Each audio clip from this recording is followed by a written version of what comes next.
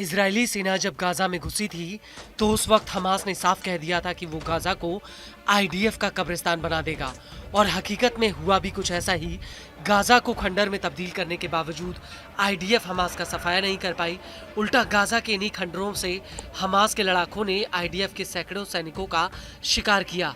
यहाँ तक कि गाजा की गलियों में हमास ने बारूद बिछा दिया था।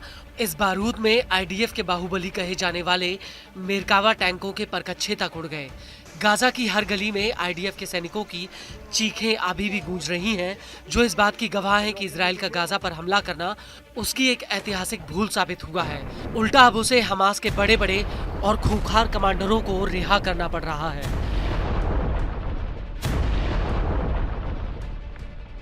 और ये बात भी किसी से छिपी नहीं है कि हमास के छोटे छोटे रॉकेटों के आगे इजराइल के बड़े बड़े एयर डिफेंस सिस्टम्स की हवा निकल गई। और अब इसी कड़ी में एक ऐसा खुलासा हुआ है जो इजराइल को उसकी ताकत का आईना दिखाता है। ये खुलासा ये बताता है कि 7 अक्टूबर 2023 को हमास ने इजराइल पर जो हमला किया था वो ये दिखाता है कि इजराइल की इसे रोकने और इससे निपट पाने में कितनी बड़ी विफलता रही है। दरअसल इजरायली न्यूज एजेंसी 12 ने कहा है कि 2 फरवरी 2024 को 7 अक्टूबर हमले को लेकर जो जांच बैठाई गई थी उसकी ऑपरेशनल जांच रिपोर्ट आईडीएफ प्रमुख हर्जी हालेवी के सामने पेश की गई। इस जांच में इजराइल के एयर डिफेंस सिस्टम आयरन डोम की कलई खुलकर सामने आ गई है। इस रिपोर्ट से ये बात तो साफ हो चुकी है कि 7 अक्टूबर 2023 को हमास के हमले के दौरान आयरन डोम पूरी तरह से विफल हो गया था। इजरायली न्यूज एजेंसी के मुताबिक उस वक्त आयरन डोम और रूटीन ऑपरेशनल मोड पर था और इसी दौरान हमास ने थोक के भाव इजराइल के ऊपर रॉकेटों की बरसात की थी, जिनके आगे आयरन डोम हाफने लगा था। आपको बता दें कि इस जांच में 2 सबसे बड़ी विफलताएं बताई गई हैं, जिनकी वजह से आयरन डोम रॉकेटों को सक्रियता से इंटरसेप्ट नहीं कर पाया। जांच के मुताबिक हमास के हमले की शुरुआती मिनटों में आयरन डोम की बैटरियां काम नहीं कर रही थी। हालांकि ऐसा क्यों हुआ इस बारे में जांच में कुछ नहीं कहा गया है। इसकी वजह से शुरुआती मिनटों में हमास के रॉकेट धड़ाधड़ इजराइल में गिरे थे।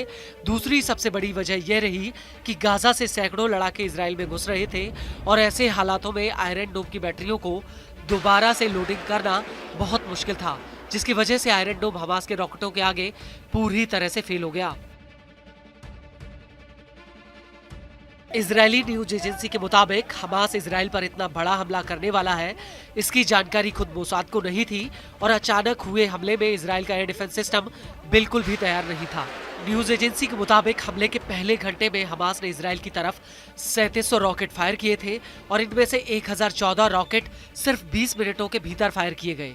और जैसे जैसे समय आगे बढ़ता गया वैसे वैसे आयरन डोम की बैटरियां खत्म होती गई, जिसकी वजह से आयरन डोम की मिसाइलों को हवा में मार गिराने की ताकत भी कम होती गई।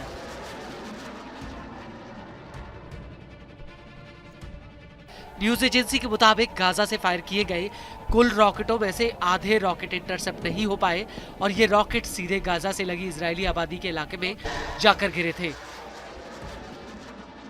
आपको बता दें कि इस रिपोर्ट में यह भी कहा गया है कि भविष्य में इस तरह के हमलों से बचने के लिए इजराइल को आयरन डोम की बैटरियों की संख्या सामान्य दिनों में बढ़ानी होगी, जिससे हमला होने की स्थिति में निपटा जा सके।